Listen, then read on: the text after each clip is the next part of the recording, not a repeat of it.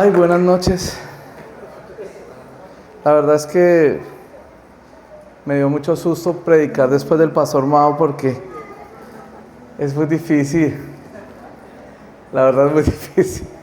Estoy feliz de estar aquí con el pastor Mao, con la pastora Indy, con toda su familia, porque son gente que vive todo esto que están diciendo. He tenido el privilegio de verlos en su casa, pues dentro de su familia, actuando como son, y son tal cual como dijeron aquí, así son en su vida diaria. Doy testimonio de eso, así que gloria a Dios. Un aplauso por favor para estos gigantes de la palabra. Súper feliz de estar aquí con ustedes, muchas gracias. Recuerden que soy cachaco y pues si digo alguna cosa que aquí suena rara, recuerde que lo digo por puro cachaco, entonces me perdonan de antemano, ¿cierto? ¿Estamos de acuerdo o no? Bueno, muchas gracias. ¿Cuántos están dormidos ya? ¿No? ¿Ninguno? ¿Estamos despiertos? Demos un aplauso al Señor así con todo. Con todo, con todo. Quisiera probar si esto está funcionando. A ver, una pruebita. A ver, si está funcionando. ¿De verdad? Pues parece que no está funcionando, ¿cierto? ¿Ya ahorita? Bueno, muy bien. Mientras tanto, pues vamos metiéndonos en la palabra y pues que no quiero que entrar y probar esto así en la mitad. Así que vamos a ver. Bueno, el tema que escogí para compartir con ustedes es un tema que lo pensé de esta manera. No se puede ser relevantes en una sociedad si primero no hacemos las cosas en la familia, ¿no? Si primero no hacemos las cosas nosotros dentro del cristianismo y en la familia. Es decir, si por ejemplo nosotros, ahí estamos ya, estamos intentando, bueno, ahí va, ¿sí está? ¿Sí pudiste?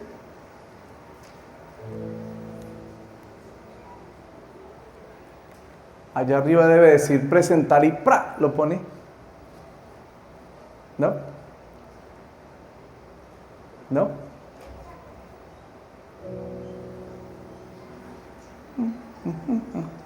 Bueno, yo no sé, que ellos resuelvan allá cómo lo logran. Ok.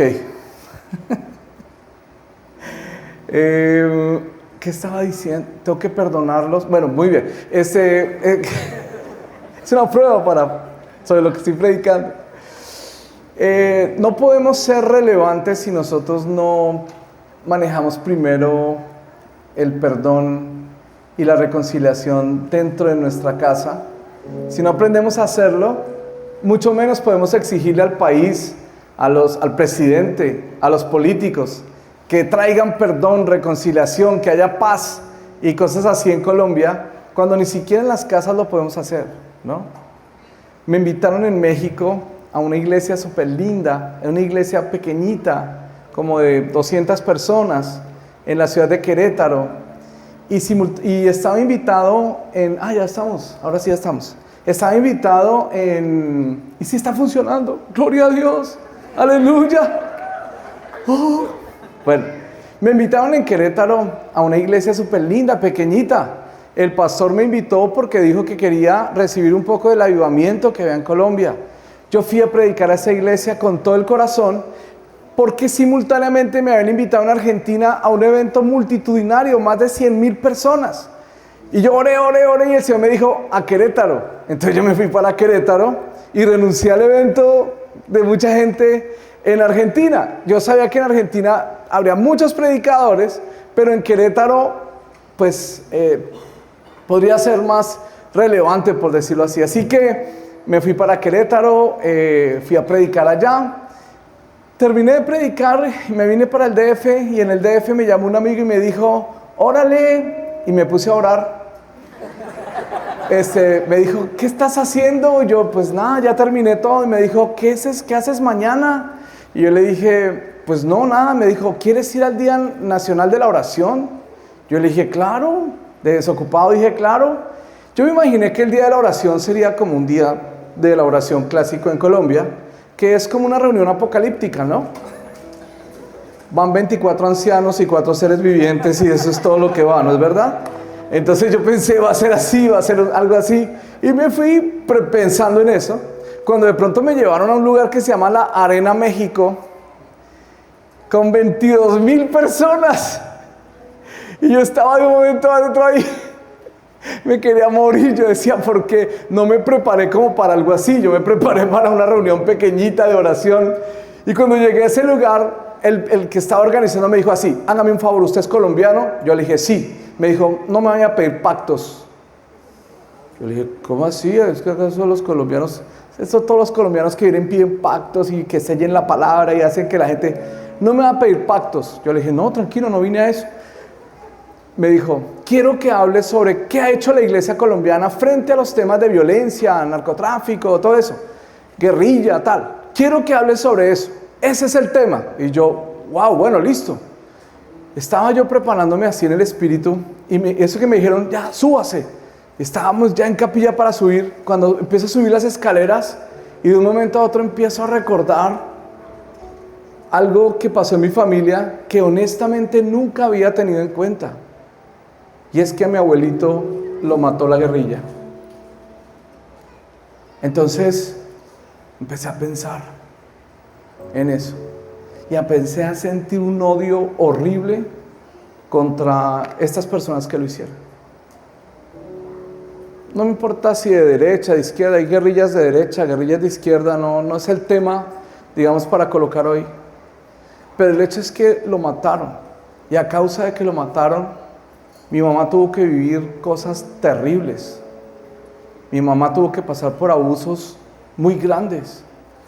Ella vivió cosas que no les puedo contar, ¿no? O sea, ella no sería bueno contarlas, pero vivió tantas cosas, sufrimiento, todo, tanto rechazo, solo por el hecho de que no pudo crecer con su papá.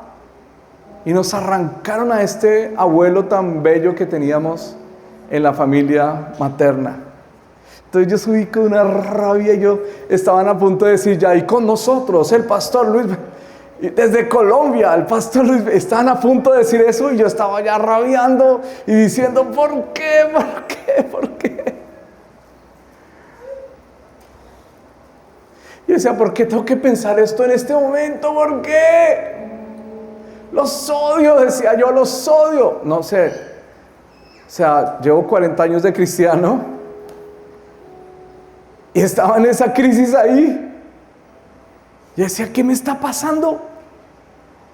Y el Señor me dijo, es que no puedes pasar a predicar hasta que no resuelvas eso. Por eso te lo traje en este momento.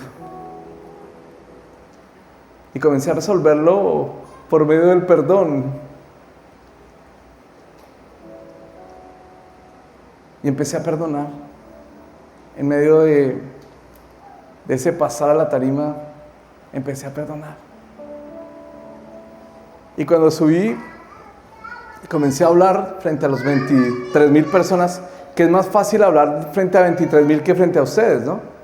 Porque cuando uno habla frente a 23,000 no se ve nadie, ni se escucha nada. Uno está solo en un escenario donde no ve nada, solo hace una multitud, no se ve a nadie.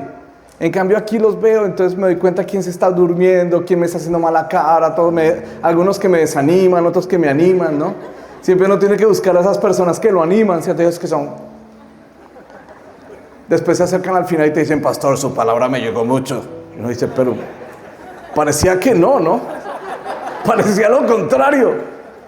Uno siempre, no sé si te pasa que como predicador uno siempre tiene que estar como animándose con algunos por ahí. Los que se duermen no me animan, ¿no? Como que yo digo, ese que vino y me dijo, pastor, tu prédica fue tan relajante. Yo, sí, claro, te dormiste todo el tiempo, ¿no? Entonces pasé a predicar y obviamente dije, a mi abuelito lo mató la guerrilla. Todo el silencio. Y empecé a contarles cómo se construían altares de perdón y que eso es lo que la iglesia colombiana ha hecho en todo este tiempo, construir altares de perdón. Y eso es lo que nos hace gente relevante, ¿no es así? ¿No creen ustedes? Den un aplauso fuerte al Señor por la iglesia colombiana y su labor tan importante entre nosotros. Ok. Lo más lindo de todo este testimonio es que cuando volví a Colombia, fui a la casa de mi madre y le conté. Mi mamá fue la persona que me llevó a los pies de Cristo. Ella me llevó obligado a la iglesia, en el Congreso de Jóvenes lo conté, me llevó obligado a la iglesia y después ahí me convertí. Y mi madre me escuchó y me dijo, yo nunca he trabajado eso, he procesado eso. Y les quiero contar algo. No estoy aquí haciendo como una generalización, pero mi mamá sufría de una artritis impresionante. Le tenían que hacer tratamientos porque había momentos en que ya no se podía mover. Y cuando ella empezó a procesar ese perdón hacia los que mataron a su papá y hacia su mismo papá porque se sintió abandonada por él y hacia las circunstancias que vinieron después, ella comenzó a procesar ese perdón y fue sanada de la artritis. ¡Gloria a Dios! Y yo decía, wow, el perdonar tiene un poder muy grande. La pregunta que surgió ahí a raíz de esa situación fue la siguiente. Es lo mismo, es decir, siento yo que en la palabra estamos obligados a perdonar. Es decir, que perdonar es un mandamiento. Pero, ¿incluye la reconciliación? ¿Estamos igual de obligados a reconciliarnos? ¿O solo a perdonar? ¿Ustedes qué piensan? ¿Ustedes sienten que estamos obligados a perdonar en la palabra? Hay muchos mandamientos que lo dicen claramente. Tenemos que perdonar. Sí o sí tenemos que perdonar. Pero la pregunta es, ¿el perdón incluye reconciliación? ¿Sí o no? Bueno, vamos a ver en la palabra de hoy. Esto dice así, obligados a perdonar, animados a reconciliarnos. Muy bien, hay una experiencia muy linda hay una experiencia lindísima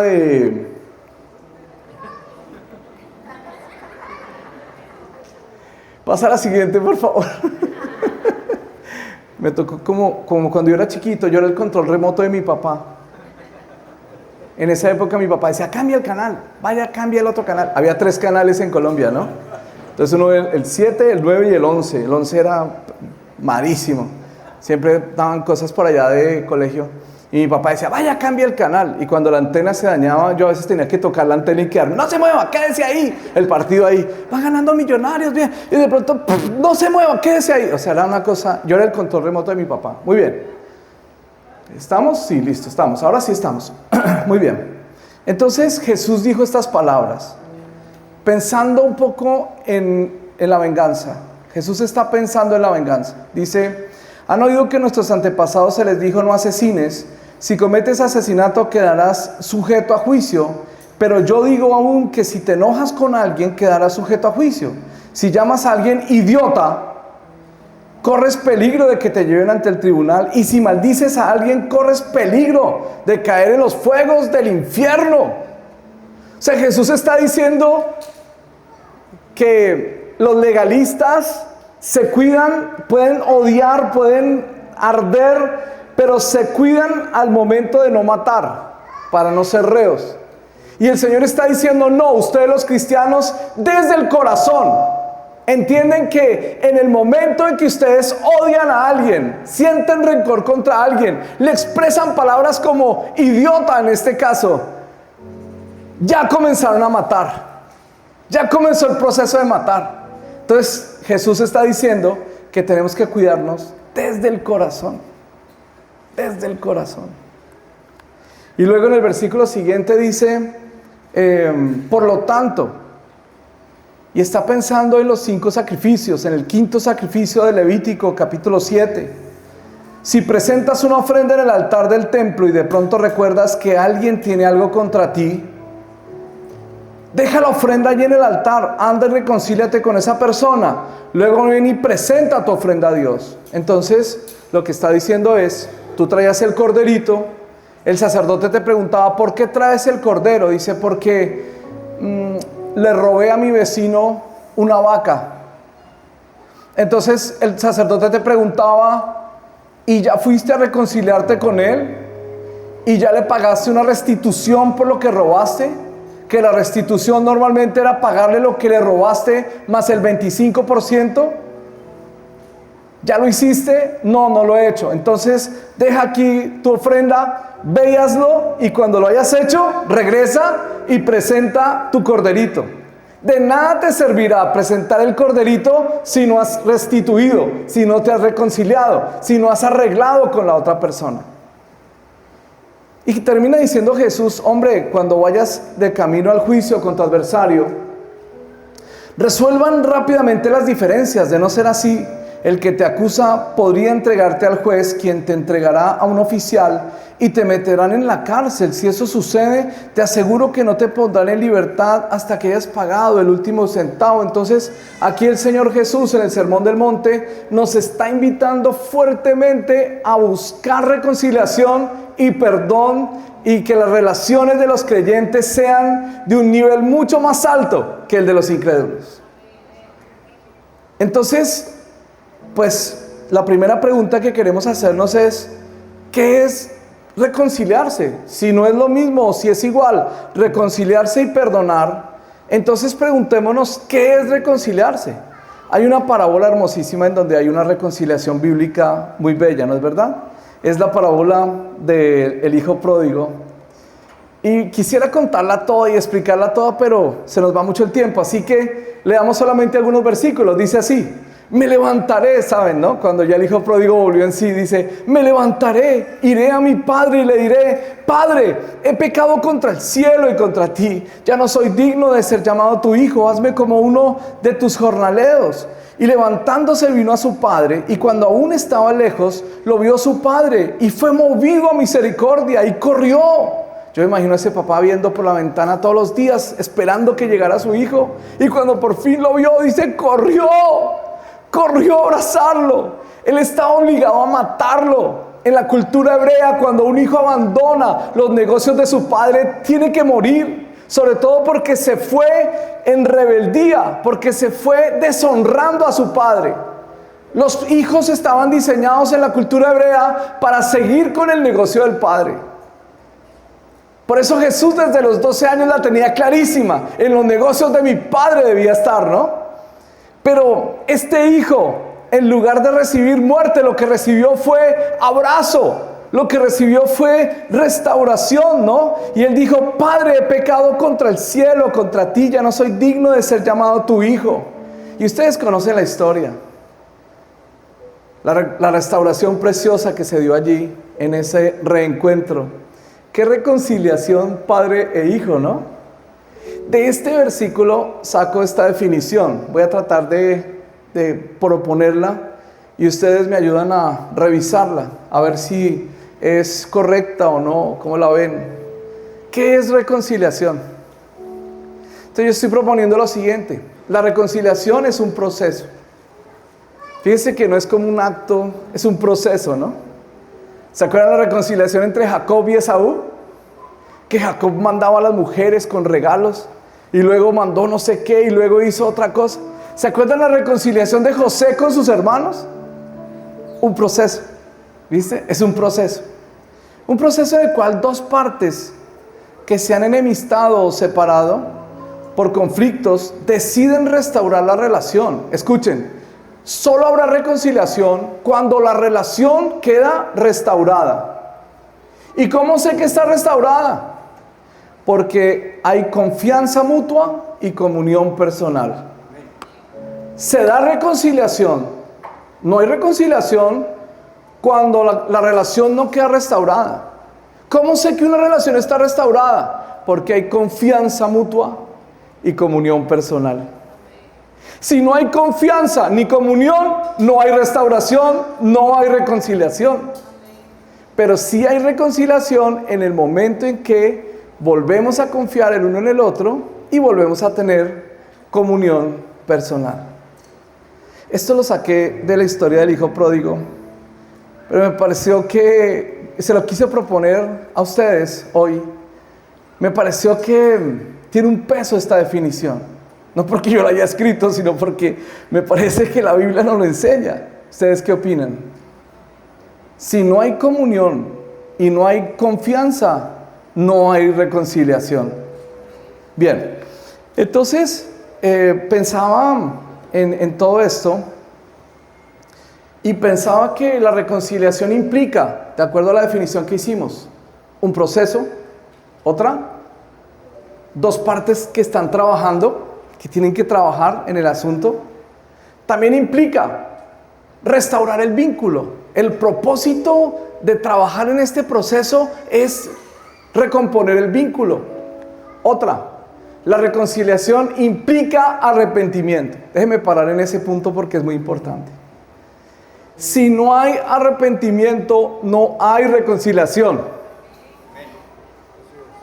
Escúcheme lo que le estoy diciendo. Para que haya una reconciliación, tiene que sí o sí haber arrepentimiento.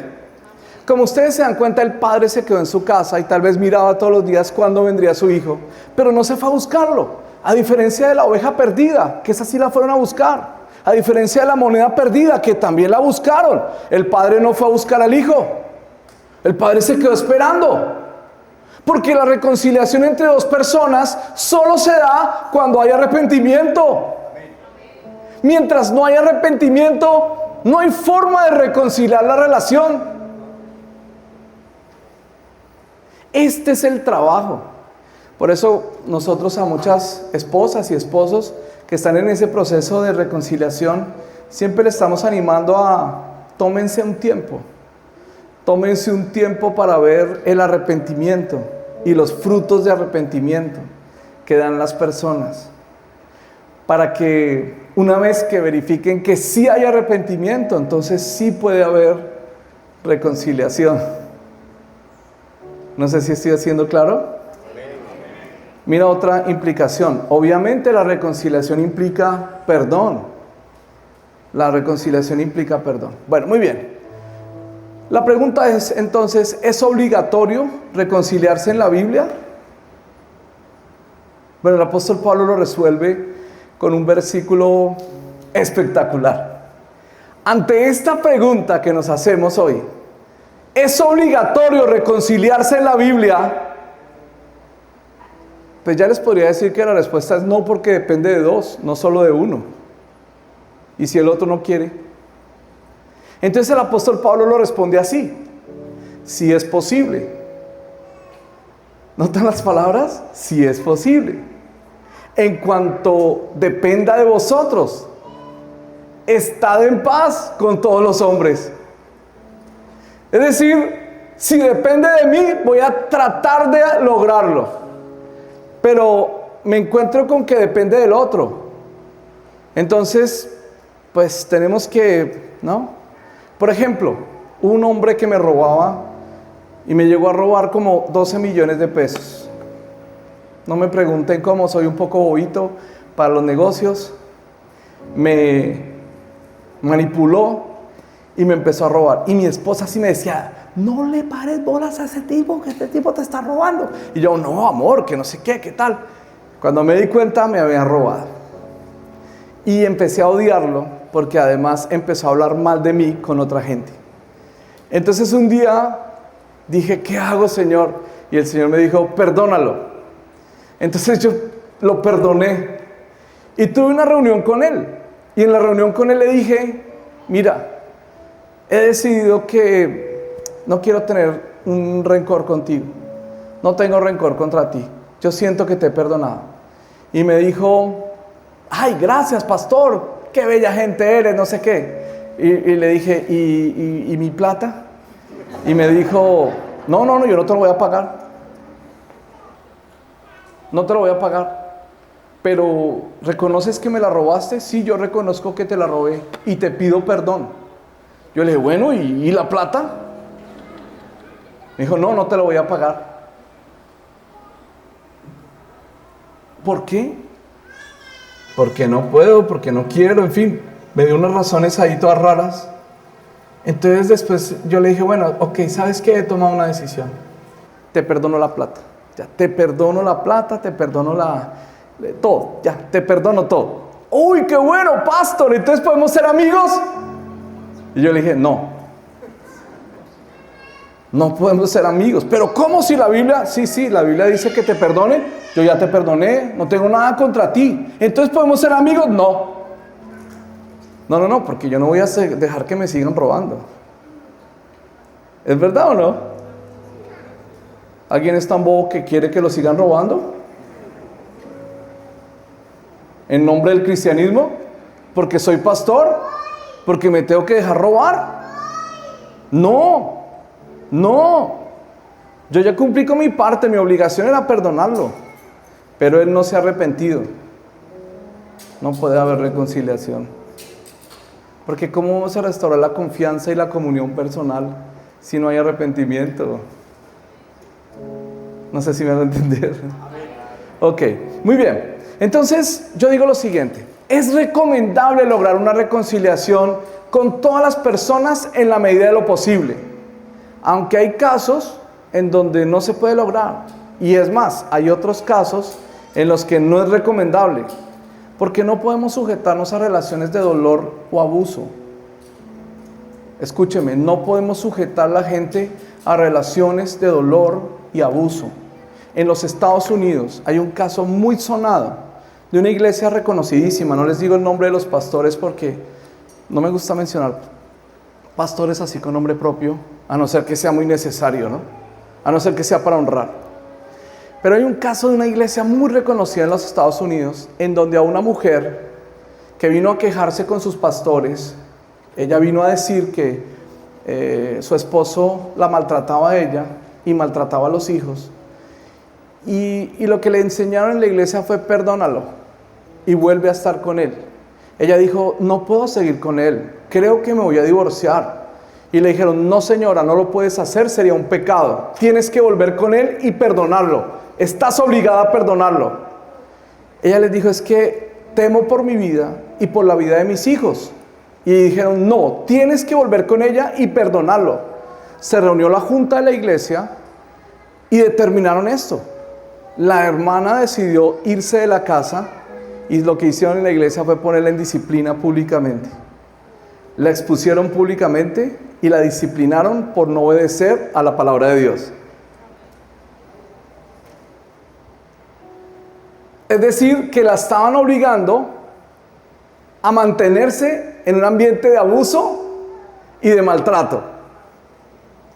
¿Saben lo que pasó después? Que se descubrió que el hombre era un abusador de niños.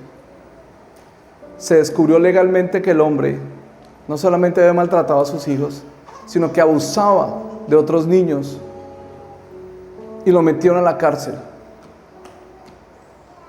Y la iglesia nunca le pidió perdón a esa hermana por haberla expuesto públicamente y obligarla a ir a reconciliarse en un ambiente de maltrato. ¿Ustedes qué opinan? ¿Ustedes qué piensan? ¿Deberíamos seguirle aconsejando a personas que sigan exponiéndose a ambientes de maltrato? ¿Deberíamos seguirle aconsejando a hermanas que vienen con los brazos morados y con... ¿no? Esa hermana que cuando la fui a visitar y toqué a su puerta, salió ella con los brazos morados y él también todo aruñado, y les pregunté, ¿en qué están, hermanos? Y me dijeron, aquí en la lucha, pastor.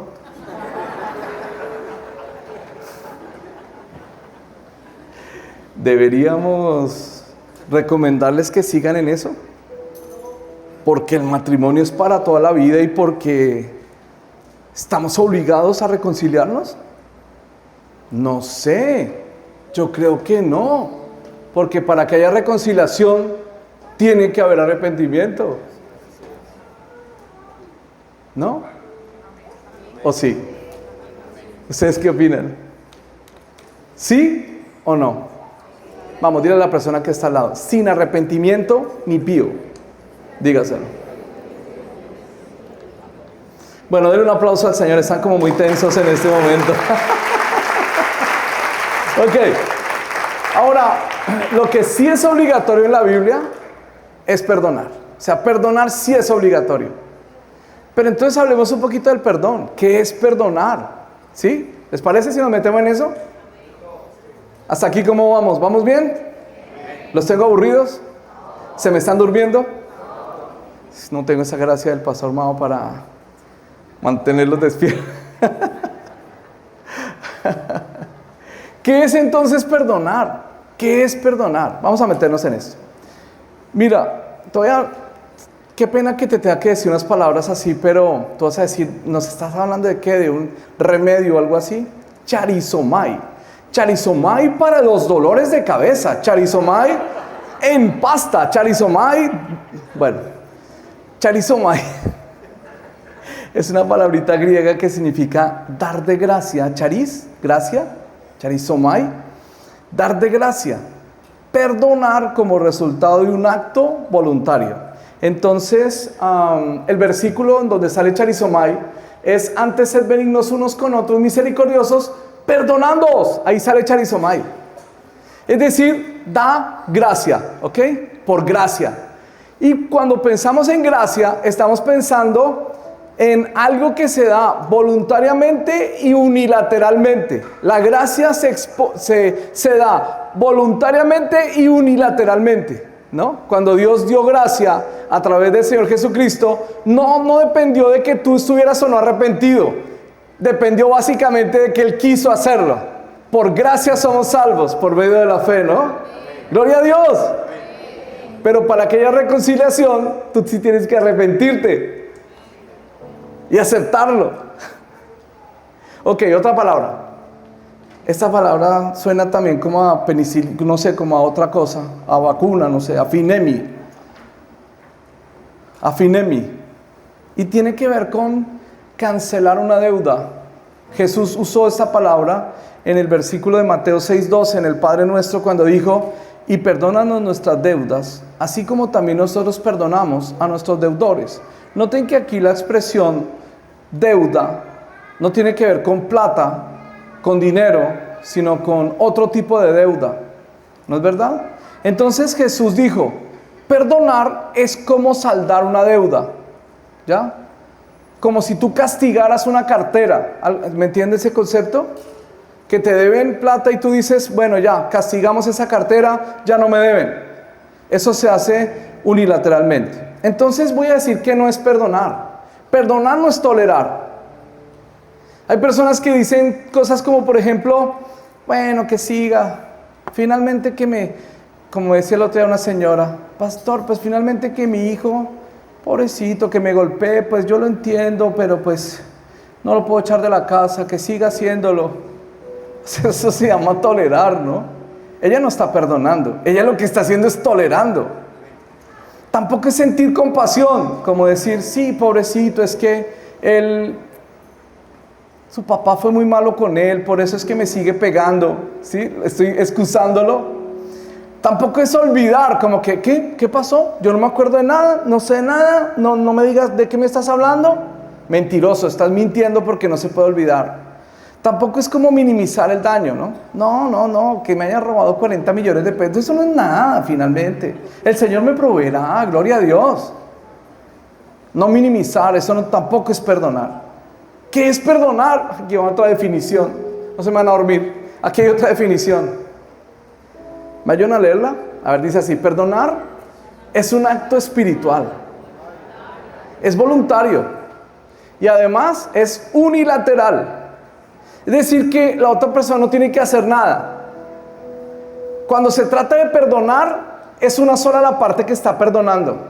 Cuando se trata de reconciliarse, son dos partes los que están actuando.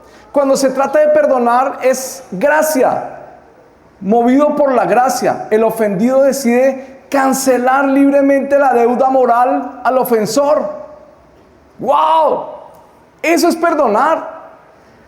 Renunciando a ejercer como particular la venganza, el castigo y a guardar resentimiento. En otras palabras, déjame decírtelo de esta manera: es sanar ese resentimiento que te cargó cuando otra persona te hizo daño. ¿Y cómo saber que has perdonado? Porque ella recuerda sin dolor. Si tú puedes recordar sin dolor, es porque perdonaste.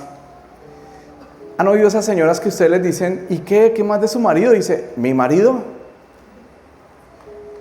Querrá decir el padre de mis hijos, el asqueroso de mi marido, es un desgraciado. ¿Y usted ya lo perdonó? Sí, yo ya lo perdoné. Todos los días pido al Señor que lo ilumine o le elimine. Que le caiga fuego del cielo, que lo consuma. Y uno dice, creo que no has perdonado, ¿no?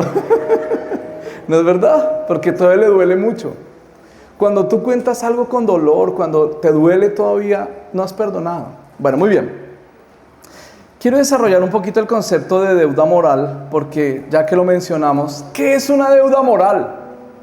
Si perdonar se trata de cancelar una deuda moral, la pregunta es, ¿qué? Les llegó, ¿no, hermanas? Les llegó. Si perdonar se trata de cancelar una deuda moral, entonces la pregunta es, ¿qué es una deuda moral? ¿Qué es una deuda moral? Y aquí tengo que mostrarles esta palabra en griego, ofeilema, y tiene que ver con algo que se debe a una persona. Eso está en Mateo 6:12. Perdona nuestras deudas como también nosotros perdonamos a nuestros deudores. Esta es la definición de deuda moral. Esta es la definición de deuda moral. Escúchenlo. Cuando alguien daña a otro, se genera una deuda moral. Voy a explicarlo. Si yo voy a la casa del pastor Mao y no sé, me pongo a jugar allá en la casa del pastor Mao y de pronto rompí el televisor, pues inmediatamente se generó una deuda, ¿no es verdad?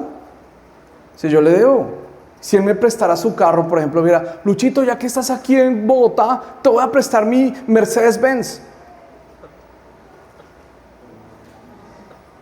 Y me estrello en Boyacá, por ejemplo, y alguien sale y me dice, ¿usted les estrellaron sus Mercedes? En fin, no le pares bolas a ese comentario. Si yo le fundo el carro que me lo prestó, yo no puedo regresar simplemente y decirle, pastor, gracias por el carro, se fundió, mándelo a recoger en la grúa y ya. No, se generó una deuda, ¿o no? ¿Se generó una deuda o no?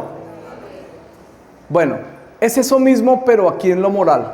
Se genera una deuda moral. Es como una obligación por haber dejado de hacer lo recto entre los dos, trayendo una ofensa, una falta, una injusticia. Se lo voy a explicar de esta manera. Por ejemplo, pueden haber daños al afecto. Miren, cuando una persona es abandonada, rechazada o despreciada, se dañó el afecto. Las personas tienen que conservar el afecto. El afecto es una necesidad básica. El afecto es necesario en la relación. Si una persona peca contra el afecto, me está dañando y se genera una deuda moral. Otra, por ejemplo, daños a la dignidad, insultos, humillaciones, burlas. El otro día un tipo le dijo a la esposa, que me pareció súper tremendo, porque le dijo así, le dijo, quiero hablar contigo. Mira, tú llevas tanto tiempo consumiendo tanto aquí en la casa, te la pasas tragando todo el día, gastas y gastas y gastas, así no hay presupuesto que aguante y cada vez estás más gorda, te pareces a una ballena, estás igualita a tu mamá.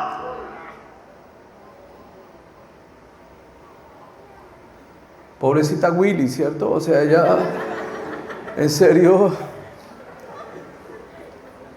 liberen a Willy, ¿no es verdad? ¿Ustedes cómo creen que quedó la dignidad de ella después de esas palabras? ¿Qué piensan? ¿Qué tal si él mejor dice algo así como, amor, gordita, ven te digo una cosa? ¿No saldría mejor? Gordita, ven te digo algo. Amor, creo que estamos gastando mucho en este tiempo, podríamos ahorrar. Es más, si ahorráramos, podríamos ayudarle más a tu mamá.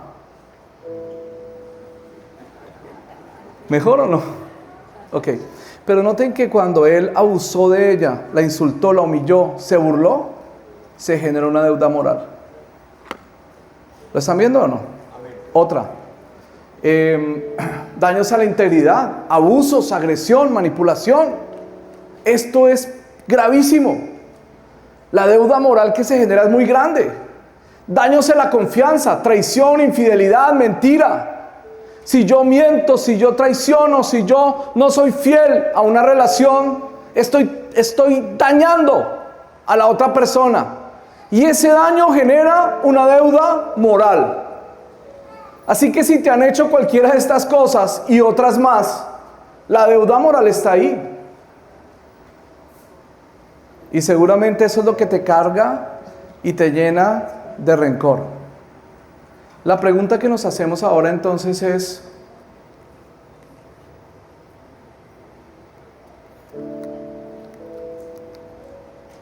¿qué consecuencias tiene no perdonar? ¿Entendimos lo de la deuda moral o no? ¿Sí me hice entender, hermanos? Los que están dormidos allá atrás, ¿sí me hice entender o no? Vamos, despierta a la persona que está al lado y dígale: ya va a terminar, ya va a terminar. Cuando un pastor dice que va a terminar, es que faltan todavía media hora, ¿no? Uy, ya me pusieron un reloj ahí al frente. Una señal antes del fin. Cuando te pongan un reloj al frente, es una señal antes del fin. En otras iglesias mandan al pianista, ¿no? Bueno, muy bien. ¿Qué consecuencias tiene no perdonar? Espérate un momento. Cuando se genera una deuda moral, se genera un cobro interior, un deseo de que la otra persona le vaya mal, un resentimiento, un odio, que si persiste en el tiempo se puede convertir en amargura. ¿No es verdad? Porque no te puedes quitar a la persona de encima. Yo no sé, voy a tratar de hacer un ejemplo con Gabo. ¿Me ayudas, Gabo? Ven para acá. Ven, Gabo, para acá. Corre, Gabo. Corre.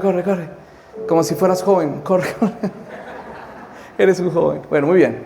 Resulta que Gabo, estábamos aquí en nuestra relación normal y de pronto Gabo me hirió, ¿no es verdad?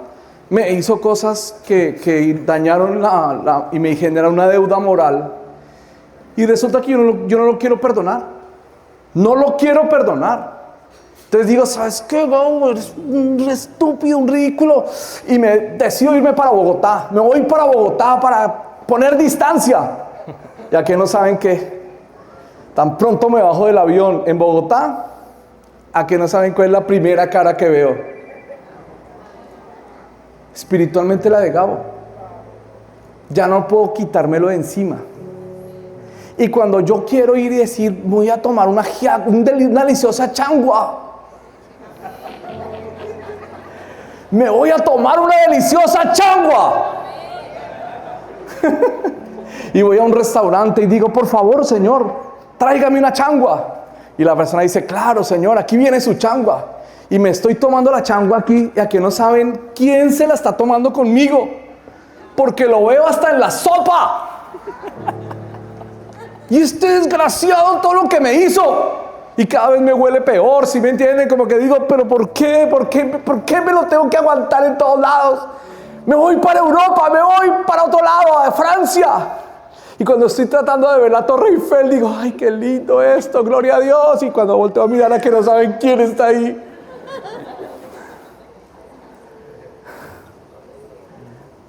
No sé si me hago entender. Amén. Amén. Y tú puedes hacer lo que quieras, hermano, dejar pasar el tiempo y pensar que el tiempo pasará y sanará las heridas, pero siempre lo tendrás ahí, siempre.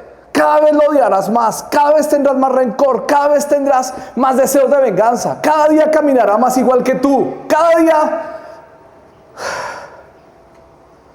¿Me quieren decir, por favor, cómo me lo quito de encima? ¿Alguien me puede decir cómo me lo quito de encima? ¿Qué puedo hacer para quitármelo de encima? Es muy fácil aconsejarle a otros, ¿no? ¿Y ustedes por qué no perdonan entonces?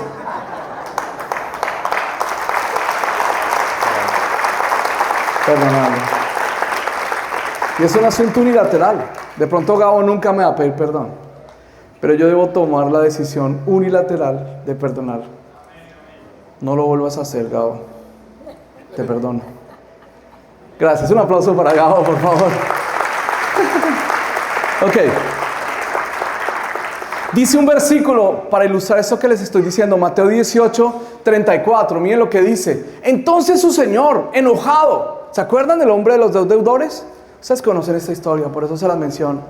Entonces su señor, enojado, dice, le entregó a los verdugos hasta que pagase todo lo que debía.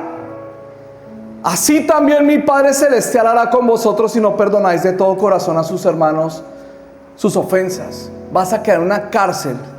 ¿Qué tipo de cárcel? Aquí se las describo. La persona que no perdona entra en una cárcel de resentimiento, de amargura, de deseos de venganza, desconfianza, en donde va a ser azotado por los recuerdos dolorosos. Demonios usarán esos recuerdos dolorosos para martillártelos permanentemente. Quedarás encarcelado si no perdonas. Todo esto hará crecer cada vez más las heridas de tu corazón. ¿Cómo se perdona? ¿Cómo se perdona? Es difícil, ¿no? Perdonar. Nota que no tienes que reconciliarte necesariamente. Ya lo establecimos, ¿no? Es más, para perdonar no tienes que tener ni a la persona al frente, ni decirle nada. Es un acto que tú haces solo. ¿No es verdad? Tienes que recordar el dolor. Y tienes que empezar a llevar ese dolor a la cruz de Cristo. Lleva ese dolor a la cruz de Cristo. Es la única manera de verdad de perdonar. Lleva ese dolor a la cruz de Cristo. Déjenme contarles una historia un poco distinta a la del pastor Mao, pero que tenía también preparada para hoy. Mi papi, un día le salió a mi mamá con que tenía otra mujer con una hija. Y mi mamá lo perdonó, pero mi papá siguió en las mismas. Y otro buen día vino y salió con que tenía otra hija, por otro lado. Mi mamá lo perdonó. Y mi papá tomaba, llegaba a la casa, golpeaba a mi mamá. Yo tenía que aguantarme desde la calle, ver con mis amigos cómo mi papá llegaba en un taxi siempre, se agarraba con el taxista. Luego entraba borracho, abría las puertas a los puños, golpeaba a mi mamá. Y yo como niño empecé a sentir mucho dolor y mucha rabia, ardor, deseos de venganza contra mi papá. Los 4 jinetes del apocalipsis, señoras y señores. Se vino esto, ahora sí en serio. Se acabó esto. Las señales del fin ya son inminentes. Pero la historia la tengo que terminar. Entonces imagínense, muchachos, ya que vinieron acá, imagínense que mi papá, era tremendo, hermanos. Mi papá, deja esa guitarra acá y te cuento, ven, te cuento. Mi papá, ¿sí ve cómo se controlan los músicos para que no toquen todavía? No, si quieres tocar, tranquilo. Mi papá, imagínense que pues la cosa se puso muy grave, porque mi papá un buen día salió con que tenía otra mujer con otros 4 hijos. Y ese día sí ya dijo, no, me voy. Y despreció a mi mamá y la trató re mal. Tanto es así que mi hermana mayor se paró y lo echó de la casa. Prácticamente le dijo, no, ya no puedes seguir acá. Y lo echó de la casa. Las cosas se pusieron muy graves, muy graves. Ya nosotros éramos adolescentes, ya no nos dejábamos como antes. Ya estábamos queriendo hacerle algo a mi padre. El día que él se fue de la casa fue terrible. Y bueno, después de eso entramos en una cantidad de cosas. Al final me convertí al Señor, no les cuento toda esa historia. Y fue a un retiro. Fui a un retiro en donde me dijeron, si no perdonas a tu papá, no puedes ser sano, no vas a poder crecer tu vida cristiana normal. Entonces yo comencé, ¿cómo voy a perdonar a mi papá? Si mi papá todo lo que ha hecho, lo odio, quiero matarlo, quisiera hacerle algo. De verdad, estaba lleno de rencor y de odio. Entonces hubo un ejercicio súper lindo que nos propuso el pastor del retiro y fue, escriban todo lo que les hicieron. Y empezamos a escribir todo. Y venía ese dolor tan fuerte, ¿no? Me acuerdo la vez que mi papá me metió entre la ducha con agua fría y me pegó con el cable de la plancha. Me acuerdo la vez que mi papá me bajó desde el 2º piso a puños porque lo sapié con mi abuelito. Y así, cosas así, que empecé a recordarlas todas. Y con un dolor grande, grande en el corazón. Y en la medida en que escribía, el dolor vino. Y entonces el pastor dijo, ahora tomen todo esto y llévelo a la cruz de Cristo. Porque si Cristo te perdonó a ti, ¿quién eres tú para no perdonarlo a Él? Entonces comencé a escribir así con un marcador rojo. si Cristo me perdonó a mí, yo perdono a mi papá por todo esto. Y de verdad llevé esas cosas espiritualmente a la cruz. Dije, toda esta deuda moral que mi papá tiene conmigo, la voy a llevar a la cruz, porque en esa cruz fue llevada el acta de los decretos que era contraria contra cada uno, ¿no es verdad? Y fui y dejé esa deuda allá y dije, la clavo en la cruz. Y lo hice casi que literalmente, cogí la deuda, lo que estaba ahí, y lo llevé a la cruz. Y el pastor dijo, vamos a prender aquí fuego.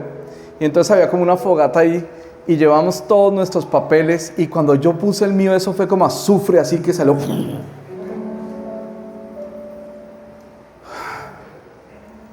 Perdoné a mi papá.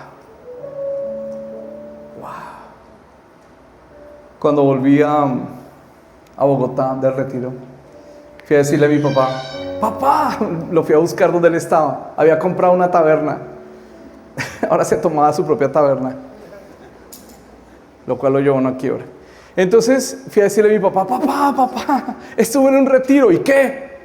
Pues que te perdoné, te quiero dar un beso. Y me dijo, ay, fuera de evangélico, ahora me salió homosexual. Me dijo, ¿qué pasó con la batería y los instrumentos que le regalé? Yo le dije, pues papá, cuando me convertí al Señor. ¿Qué convertirse al Señor ni que nada? Usted está traicionando nuestra religión, traicionando nuestra familia, nuestros valores, nuestros principios.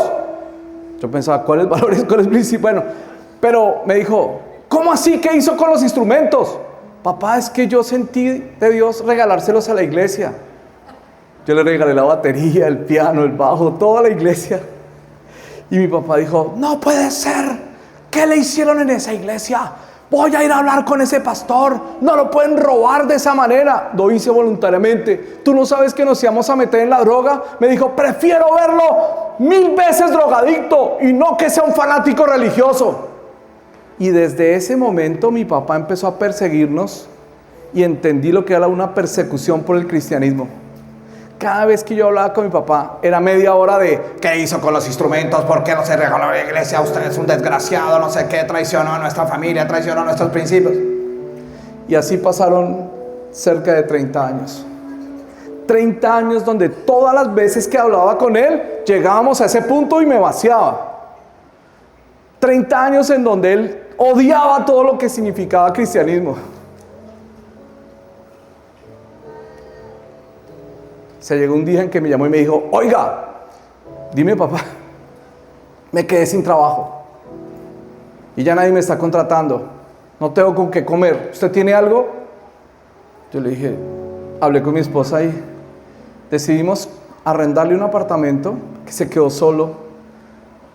Después de 4 matrimonios se quedó solo. Decidimos arrendarle un apartamento y también darle uno para sus gastos básicos. Y todo el mundo me decía, ¿usted es loco? ¿Cómo va a hacer eso? Y yo decía, tengo que honrar. Porque mis hijos están viendo lo que significa honrar. Pero no podía tener relación con él. Una vez mi mamá me dijo, oiga, ¿sus amigos no me podrán dar trabajo? Le dije, papá, pues es que mis amigos casi todos son cristianos y solo contratan cristianos. ¿Usted cree que me va a chantajear? ¿Que porque me ve muerto de hambre me voy a convertir? ¡Convertirme será lo último que haga en esta vida! No te lo dije por eso. En fin, esas eran las conversaciones permanentes con mi papá. Entonces me tocaba mantener cierta distancia y acercarme solo en momentos, ¿no? Como que yo le dejaba algo y me iba. Hasta que un día me llamó y me dijo, oiga, ¿quiere tomar changua mañana?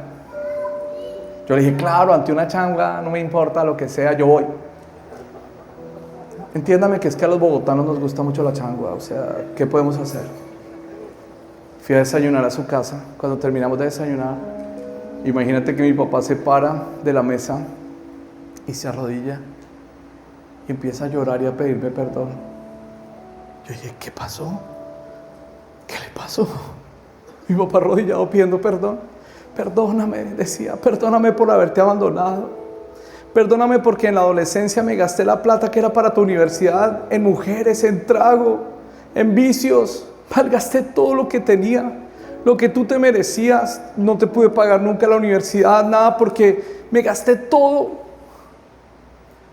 Yo me arrodillé con él y decía, papi, yo ya te perdoné eso hace mucho, pero vuelvo y te lo digo, te perdono, perdóname porque le fallé a tu mamá. O sea, me empezó a decir tantas cosas.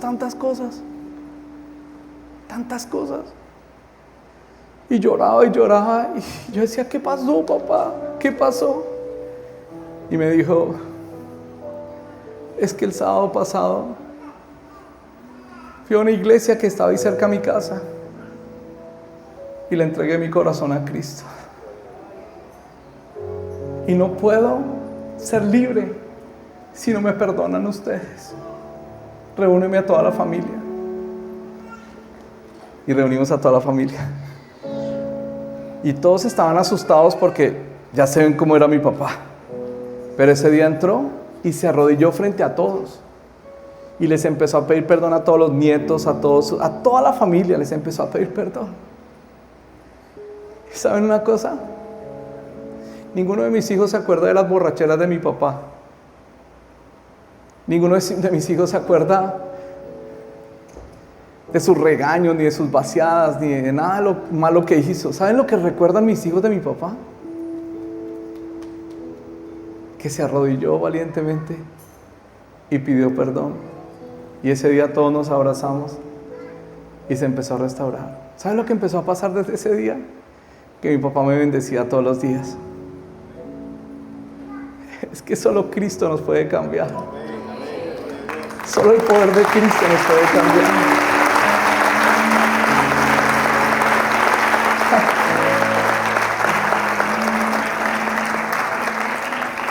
Todos los días me bendecía, todos los días veía los videos, todos los días escuchaba. Se volvió un siervo del Señor, mi papá. Un cambio total. A causa de tanto fumar, se enfermó de cáncer en los pulmones. Y le oré al Señor y le dije, Señor, por favor, sánalo. Y el Señor me dijo, no, ¿sabes que lo quiero conmigo? Y fui y le dije, papá, el Señor te quiere con Él. Y me dijo así, si el Señor me quiere con Él, pues estoy listo para irme. Y al día siguiente partió con el Señor. ¿Quieres saber cómo perdonar? Recibe el perdón de Cristo. Porque tan pronto tú recibas el perdón de Cristo, vas a empezar a perdonar y a sanar tu corazón. Mira la cruz. Voltea a mirar la cruz. Mira la cruz. Allí está la fuente del perdón. Ten un segundo para perdonar. ¿Sabes que podrías empezarlo a hacer desde ahora? Si quieres inclinar tu rostro un segundito, comienza a fluir en el perdón. Como decía el pastor Mao, de pronto hoy ni lloras. No es necesario que llores.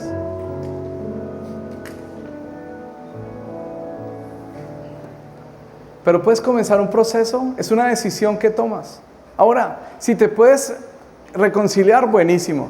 Pero si no, por lo menos haz tu parte, perdona. Perdona con todo el corazón. El Señor te puede dar el poder para perdonar. Perdona con todo el corazón.